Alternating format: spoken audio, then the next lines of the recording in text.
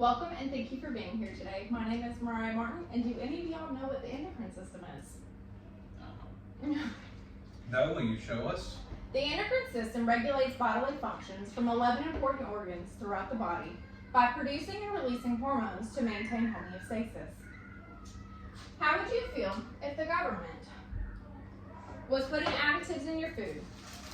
The National Library of Medicine says prior to the 1920s, endemic iodine deficiency was prevalent in the Great Lakes, Appalachians, and northwestern region of the U.S., a geographic known as the Gordy Belt. Goiter is an enlarged thyroid due to low levels of iodine. In 1924, iodized salts became available in grocery stores, resulting in less goiter disease. After years of research, I'm thrilled to tell you about this important unit within your body.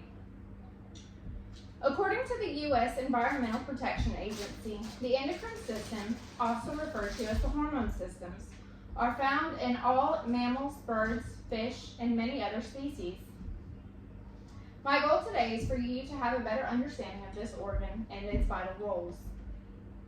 Growing up, you may have heard someone say, "Oh, it's just hormones." But what is a hormone? According to Stalling's original definition, a hormone is a substance produced by glands with internal secretion which serve to carry signals through the body to target organs. In other words, hormones are chemical messengers produced by the endocrine system and travel through the bloodstream and target specific organ activities. Now that you know what a hormone is, let's discuss where they come from and where they go. In the textbook Holmes' Anatomy and Physiology, it says, the endocrine system is unique in that the organs are not anatomically adjacent to each other, scattered from the head to the genitals. Functionally, they are glands. These glands consist of the hypothalamus, the pituitary gland, the thyroid, the parathyroid hormone or glands, the thymus, the pancreas, the adrenal glands, the testes in males, and the ovaries in females. Also, in Holmes' Anatomy and Physiology, it states, the hypothalamic neurons secrete hormones called releasing hormones that are carried via a capillary bed associated with the hypothalamus. These hormones stimulate the pituitary gland to release other hormones. It is divided into the anterior and posterior glands. The anterior secrete 5 tropic hormones. That's your growth hormones that cause tissues to grow in bone, muscle, and fat cells. The thyroid stimulating hormone targets the thyroid to release T3 and T4 that regulate metabolism. Prolactin is responsible for mammary gland development. Adrenocorticotropin targets the adrenal glands. And luteinizing and follicle stimulating hormone target the ovaries and the testes. The posterior pituitary gland is considered part of the autonomic nervous system.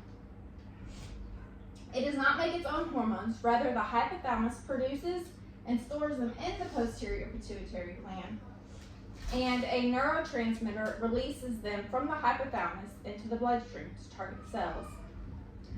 Oxytocin stimulates milk ejection while breastfeeding and uterine contractions during labor. The antidiuretic hormone is secreted in the kidneys to retain water in response to dehydration. Behind the thyroid are 4 small structures called parathyroids that house the parathyroid hormone. This hormone targets the kidneys and small intestines to reabsorb calcium and bone. The adrenal glands sit on top of the kidneys, and they secrete your fight or flight hormone, epinephrine and norepinephrine. Aldosterone regulates electrolytes, the stress hormone, cortisol, as well as secondary sex hormones, testosterone and estrogen. The pancreas is responsible for glucagon and insulin, your glucose hormones.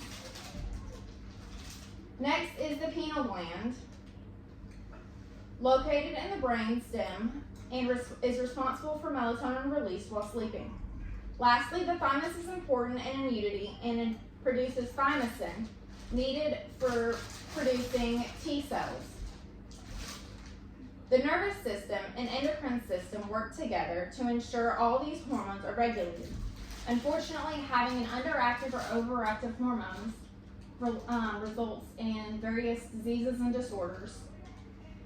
I would like to conclude with the following. The endocrine system is vital in maintaining homeostasis and regulation within the body. The endocrine system organs from your head to your groin play a role in producing a chemical message called a hormone to keep your body functioning appropriately.